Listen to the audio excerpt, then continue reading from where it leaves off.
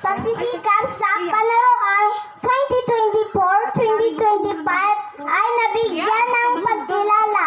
Ang katunayang ating natanggap ang magpapatibay na tayo handa na sa panibagong antas sa ating pag-aaral. Sa araw nito, lubos ang aming pasasalamat sa aming guro.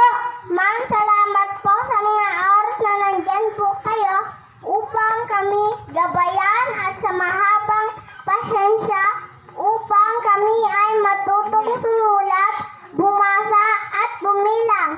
Salamat din po sa pagpapatigil sa amin tuwing kami ay umiiyak.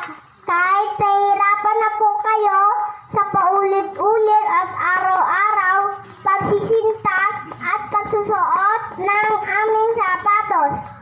Hindi niyo po ito pinagsasawaan. Tunay nga pong hindi po natutungbasan ang sakripisyo niyo sa amin. Mahal po namin kayo. Sa aming mga magulang, salamat po sa inyong presensya sapagkat kayo mismo ang nais namin handugan sa aming tagumpay. Hiling namin ang patuloy ninyo pag-aruga at pagmamahal sa amin. Huwag po kayo magsawang kami ay mahalin at unawain. Walang mautusan.